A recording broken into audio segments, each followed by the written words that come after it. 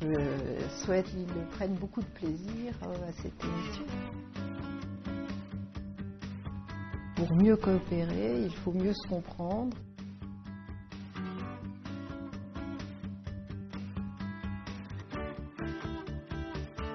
Chers téléspectateurs, bonjour.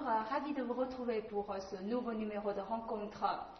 CCTV français organise en ce moment la première édition d'un grand concours télévisé de langue française qui a reçu le soutien de l'ambassade de France en Chine. Et aujourd'hui, nous sommes reçus par l'ambassadeur de France en Chine, Madame Sylvie Berman, avec qui nous allons discuter de langue et de culture. Bonjour Madame l'ambassadeur. Tout d'abord, je vous remercie d'avoir accepté notre invitation.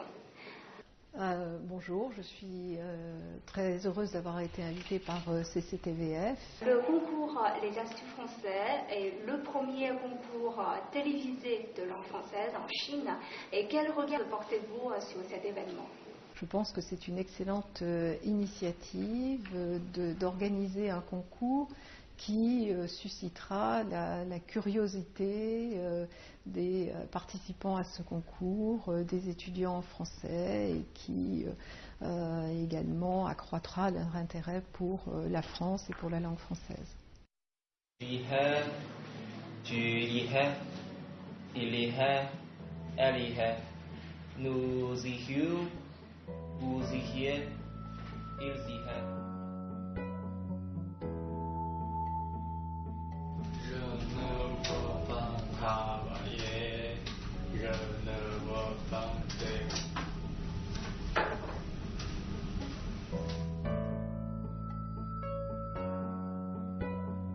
sont des costumes d'opéra.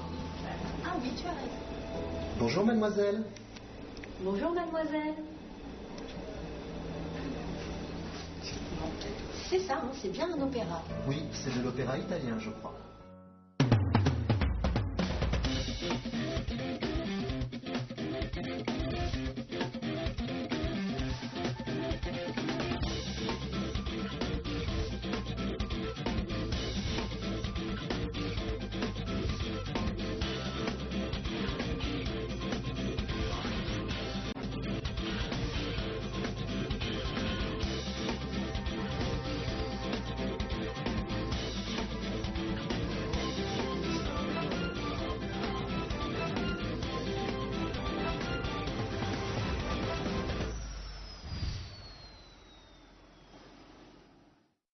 Pour les As, c'est-à-dire les candidats qui préparent le concours, selon vous, à quoi doit se préparer les As ? Alors, les As, qui doivent être déjà excellents, parce que la plupart des étudiants de français sont très très bons, doivent également pouvoir répondre sur des questions culturelles, mais ils doivent également avoir une certaine aisance devant les caméras, parce qu'un concours, c'est également quelque chose de très ludique. L'événement a reçu le soutien de l'ambassade de France en Chine et surtout elle offre des occasions pour les gagnants d'aller en France dans le cadre des programmes culturels. Pouvez-vous nous expliquer en quoi consistent ces programmes ? Ce sont des programmes d'une dizaine de journées et autour du festival d'Avignon, du festival de Châteauroux et également à Paris selon un programme culturel numérique. Donc ça leur permettra de découvrir davantage la France et de découvrir la connaissance et du divertissement. En France, il y aura donc Avignon, où il y a le plus grand festival de théâtre du monde. C'est un festival au Palais des Papes, en plein air. Il y a également des événements off.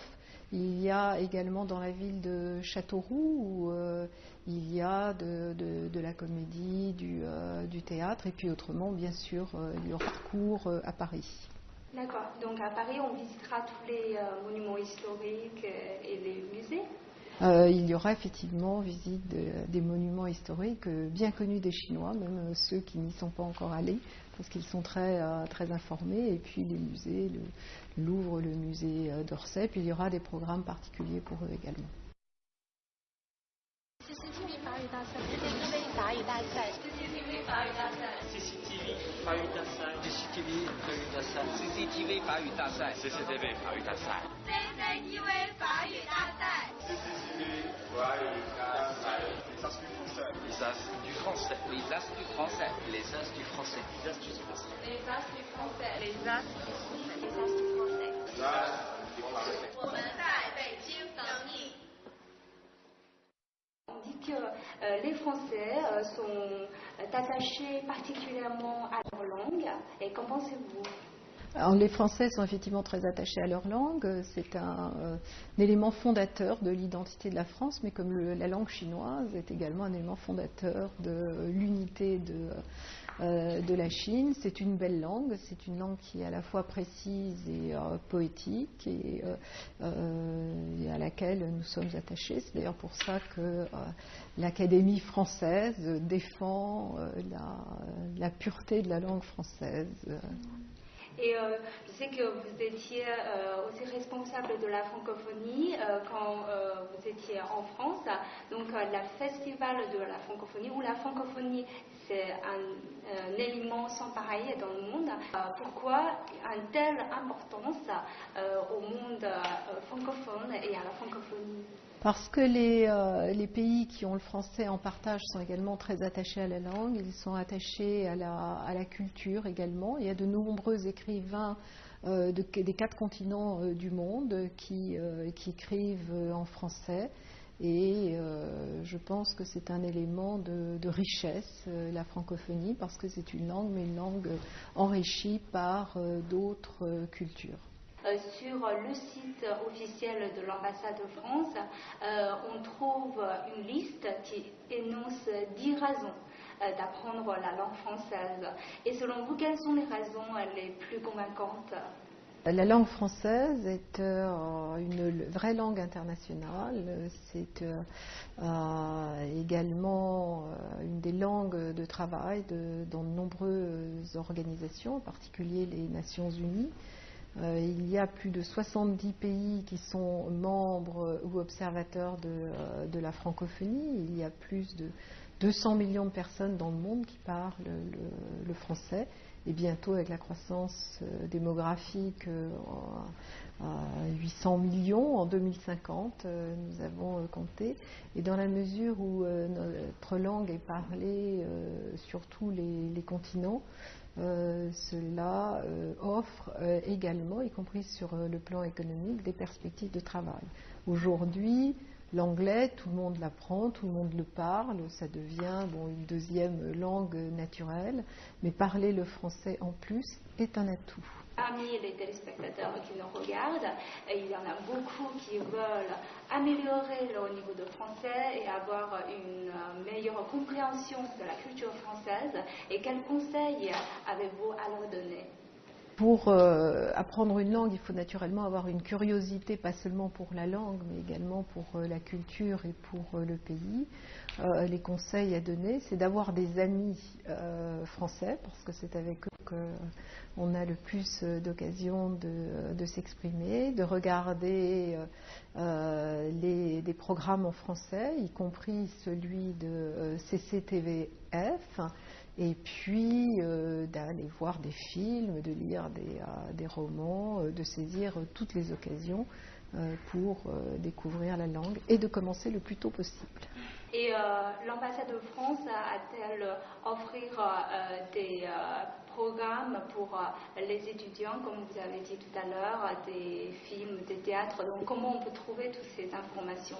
Nous faisons un certain nombre de projections de films à l'Institut français.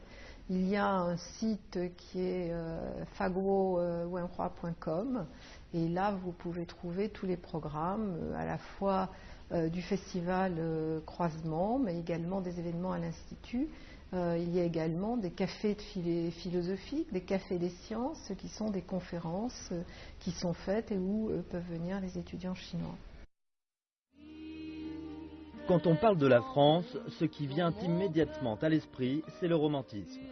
Le magnifique château de Versailles, la tour Eiffel, les promenades au bord de la Seine ou sur les Champs-Élysées, un verre en terrasse, une discussion dans un café.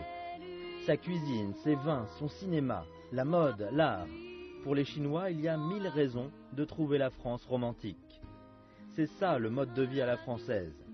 Et comme les Français aiment à le dire eux-mêmes, c'est la vie. Pour de nombreux Chinois, la France est synonyme du romantisme.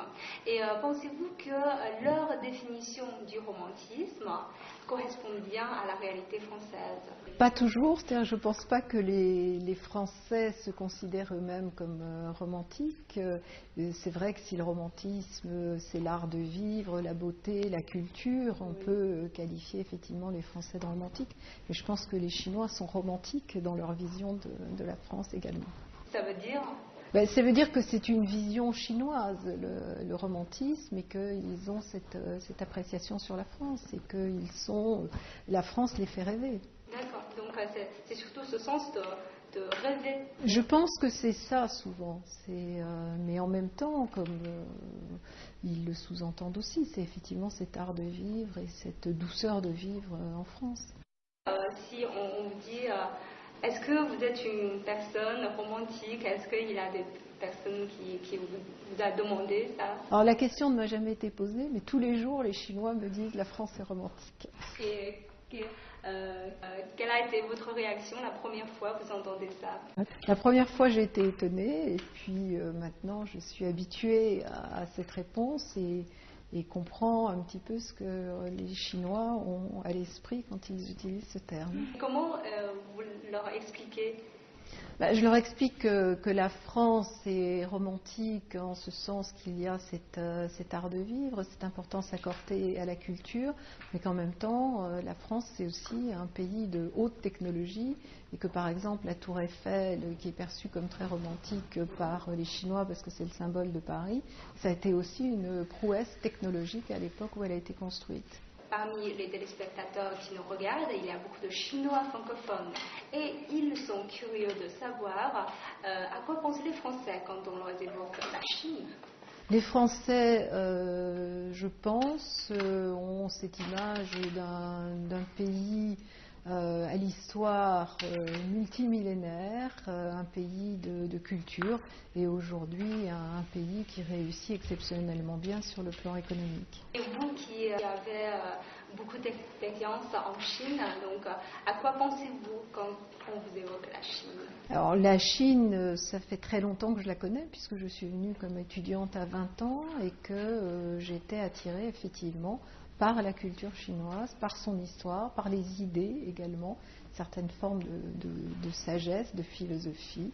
Et aujourd'hui, je suis un peu témoin de l'évolution de la Chine aussi sur le plan économique. Parmi tous les aspects culturels en Chine, est-ce qu'il y a un aspect qui vous intéresse particulièrement?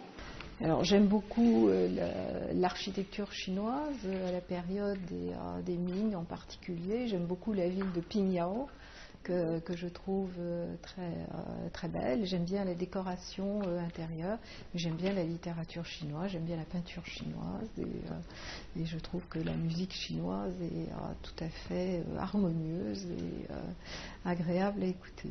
La France et la Chine sont très éloignées l'une de l'autre géographiquement, mais certains chercheurs pensent que les deux pays ont beaucoup de points en commun. C'est aussi votre avis? Alors je suis tout à fait d'accord avec ce point de vue, parce que généralement quand des amis français et chinois se rencontrent, ils constatent qu'ils ont beaucoup d'affinités. Ça tient à des éléments que j'ai évoqués tout à l'heure, qui sont l'importance accordée à la culture et à l'histoire, parce que même si l'histoire de la France est moins longue que celle de la Chine, elle est très riche et a beaucoup apporté au monde, et on est fiers de notre histoire également, comme la Chine est fière de son histoire.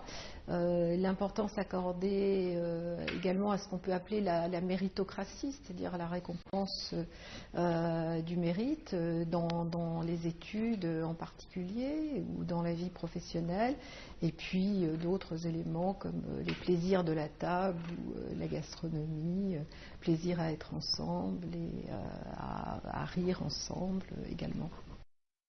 En 2013, le festival Croisement fête son 8e anniversaire. Croisement est le plus grand festival artistique français en dehors de France.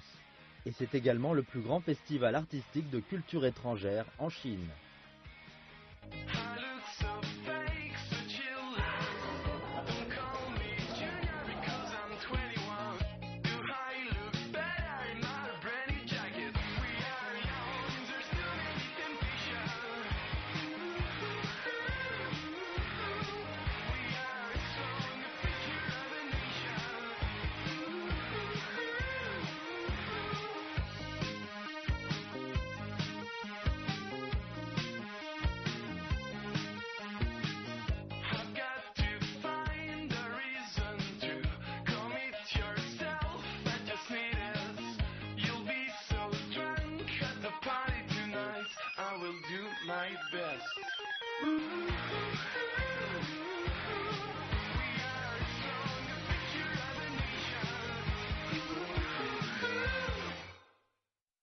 Et depuis votre prise de fonction, vous avez participé à de nombreuses activités culturelles.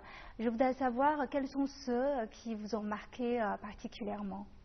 Comme vous le savez, nous organisons en Chine le plus grand festival culturel français dans le monde, qui est en même temps le plus grand festival culturel étranger en Chine. Et chaque année, nous avons près d'une centaine d'événements, aujourd'hui dans 25 villes.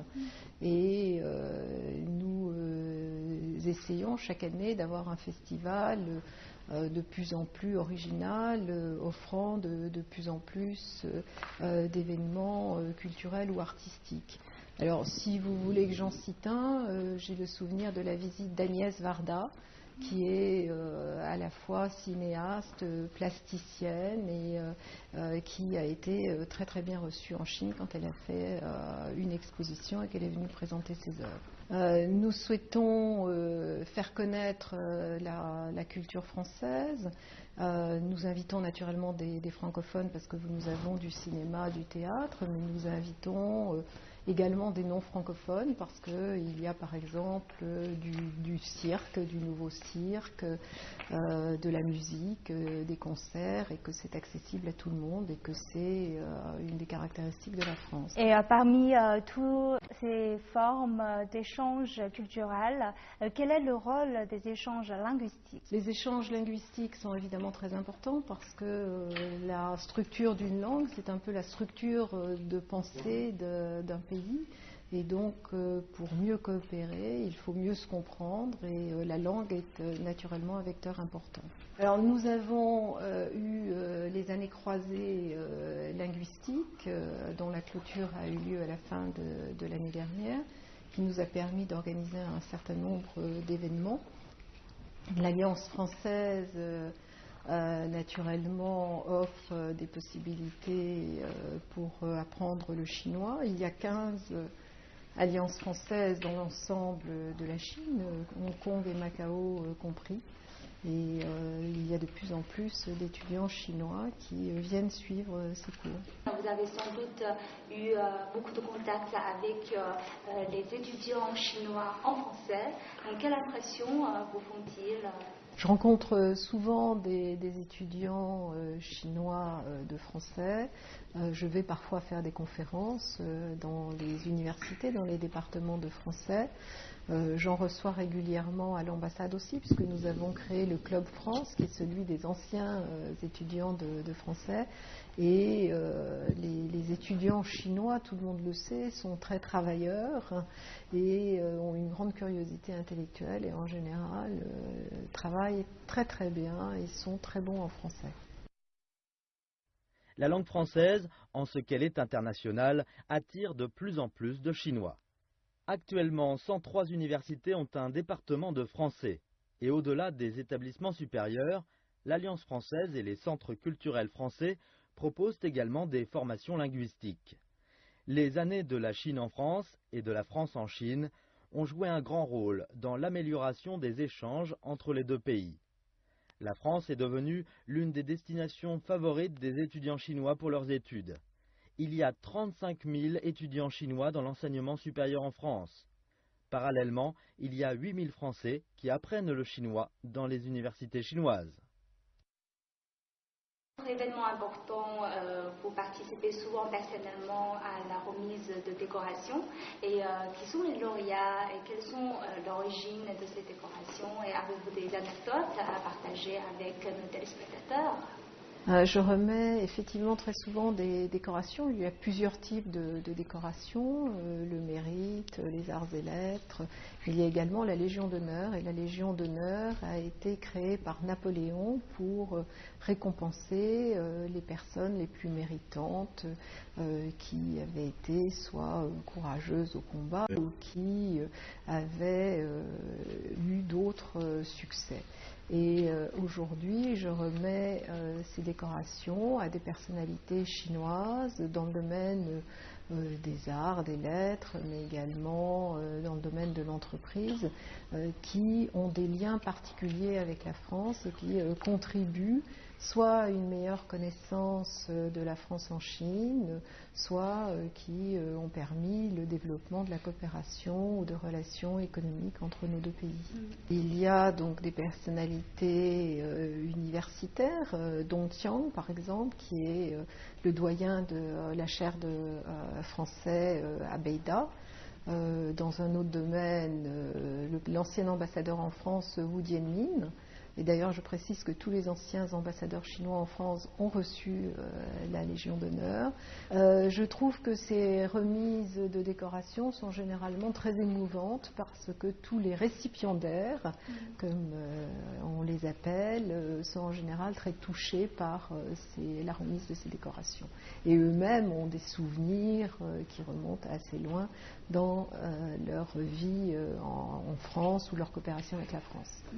Le nouveau président français François Hollande a fait une visite officielle cette année en Chine et lors de sa venue en Chine a-t-il annoncé des changements de politique pour les étudiants chinois désireux d'aller faire leurs études en France? Tout à fait, le président de la République a annoncé qu'on souhaitait recevoir de plus en plus d'étudiants chinois en France, des étudiants de haut niveau généralement, master et doctorat, mais dans des disciplines assez variées. Il y en a beaucoup dans le domaine des sciences de l'ingénieur ou de la gestion, mais il y en a dans d'autres domaines également beaucoup plus classiques.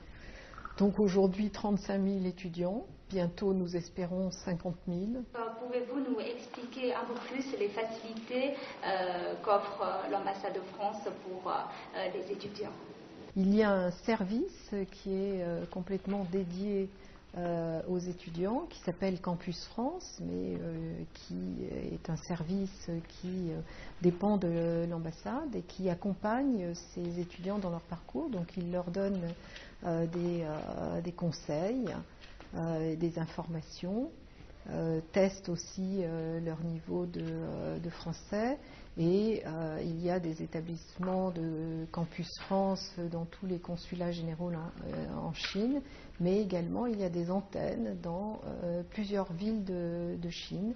Et récemment, j'ai participé à l'inauguration de la nouvelle antenne de Campus France à Kunming.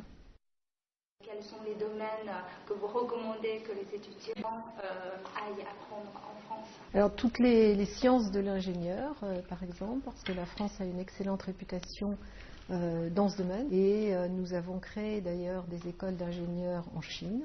Nous avons 5 écoles d'ingénieurs en langue française et avec des cursus français, dont un à Pékin qui est Centrale Pékin, qui est l'émanation des écoles centrales de France, mais il y a également un institut d'aéronautique à Tianjin où on forme à la fois des ingénieurs aéronautiques, également des pilotes. On en a dans le domaine nucléaire, dans le domaine des technologies.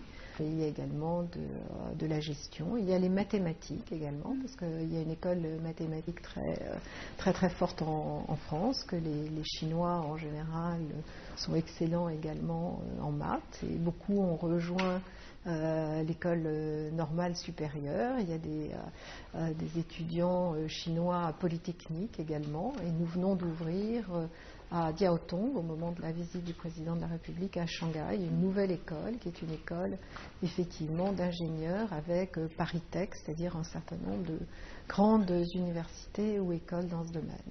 Ces écoles sont en Chine, c'est-à-dire que les étudiants n'ont pas besoin d'aller en France, donc ils peuvent apprendre en Chine.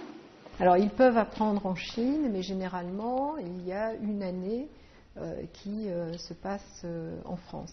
Les étudiants sont recrutés sur la base du Gaokao, et donc ce sont parmi les meilleurs élèves qui entrent dans ces écoles. C'est par le système chinois ici, mais ensuite ils ont une formation à la française et ils ont un double diplôme quand ils sortent.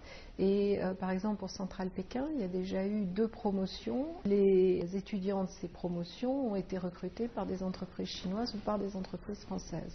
Donc c'est un très beau succès. Langue de l'enseignement est français ? C'est le français, absolument. Plus il y aura d'étudiants de français en Chine, mieux ça sera. Et nous sommes prêts évidemment à coopérer avec ces établissements. Et nous souhaitons même ouvrir des sections de français dans les écoles secondaires et dans les lycées, parce que c'est à ce moment-là qu'on apprend le mieux une langue. Et en sens inverse, je me réjouis également qu'il y ait de plus en plus de jeunes Français qui apprennent le chinois. Moi-même, j'avais été étudiante il y a plus de 30 ans en Chine, on était 25. Il y a aujourd'hui 8000 étudiants français en Chine. En guise de conclusion, pour les candidats qui se préparent pour le concours Les As du français, avez-vous quelques mots à les encourager ? Je souhaite effectivement qu'ils se préparent le mieux possible, mais surtout qu'ils prennent beaucoup de plaisir à cette émission. Je vous remercie beaucoup, Madame l'ambassadeur, d'avoir passé un moment agréable avec nos téléspectateurs. Merci beaucoup.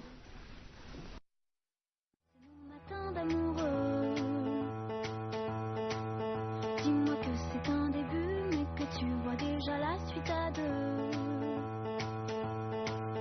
Dis-moi que je suis la seule que tu n'aies jamais autant désirée.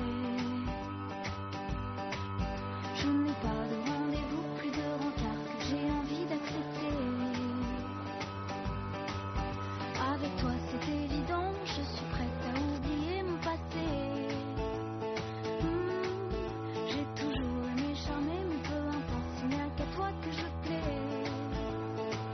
Je me dis que c'est toi.